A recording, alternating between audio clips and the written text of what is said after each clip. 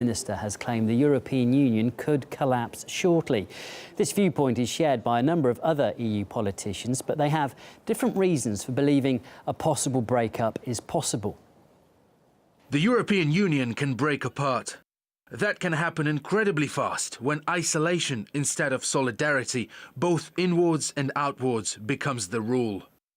If we do not deliver some immediate and concrete actions on the ground in the next few days and weeks, I do believe that the European Union and the Europe as a whole will start to falling apart. Well, given that no common EU solution has so far been agreed to solve the refugee crisis, some member states are taking things into their own hands, tightening border controls and introducing checks between countries of the Schengen Free Movement Treaty is now commonplace. The Prime Minister of Malta has announced too the closure of a number of roads and a limit on sea traffic ahead of the Valletta summit on migration, citing security reasons. France is imposing border controls for 1 month during UN climate talks. However, Paris claims the measures have nothing to do with the refugee crisis. Germany and Austria also tightened security and border checks until November to halt the refugee influx. Well, for more on this, we're now joined live now by journalist and broadcaster Brian McDonald. Thanks very much for giving us your time this afternoon. Firstly, what do you make of these comments by Luxembourg's foreign minister? I mean, is he exaggerating when he says the EU might dissolve in only a matter of months? I mean, it's a big claim, and time is running out if it is correct, isn't it? No, he's not. I mean, I think, what he's saying is hardly surprising. In fact, he mightn't be going far enough. As we saw with the dissolution of the Soviet Union, another union of many states in the late part of the 80s and 90s, when these things tend to break up, it happens very quickly, and it's often comes from something that you don't suspect. I think the refugee crisis has just thrown, more petrol on a fire that's been burning in Europe for the last couple of years. There's a massive detachment between the elite who run the continent and the citizens of the continent.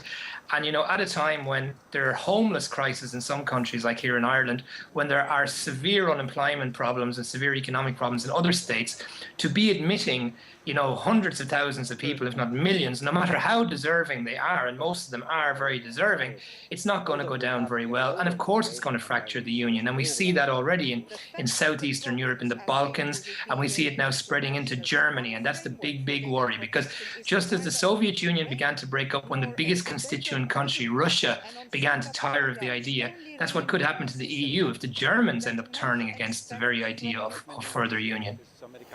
It's a problem, though, that can't be ignored. So what's the solution?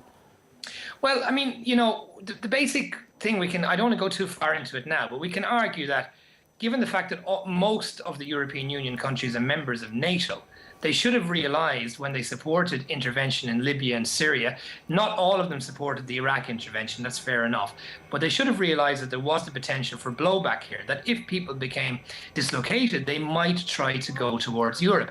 That is what has happened. And now we have a situation where, can I just give an example here in Ireland, where we have actually got a homeless crisis at the moment in a country that's supposed to be one of the top 10 richest countries in the EU, if not the world. And, I can only imagine in poorer EU countries, how are they going to deal with thousands, if not hundreds and tens of thousands of people arriving at the same time? We see Sweden creaking at the moment. We see Hungary wanting nothing to do with it. We see that, going up into Slovakia, into Austria. And now, as I said a minute ago, it has come to Germany itself. And, if the Germans become disenfranchised from the European project, really, God help Europe. Sure, but closing the border is just going to displace the problem, isn't it? I mean, if all countries do this, what problem has been solved? It will only make it worse, won't it? You're just pushing it back. I mean, what you're doing is, if you close the borders from Germany down to Austria, down to Slovenia and into Croatia, all you're doing is pushing everybody into Serbia, for example, and just creating a massive logjam there. I mean, that's no solution either.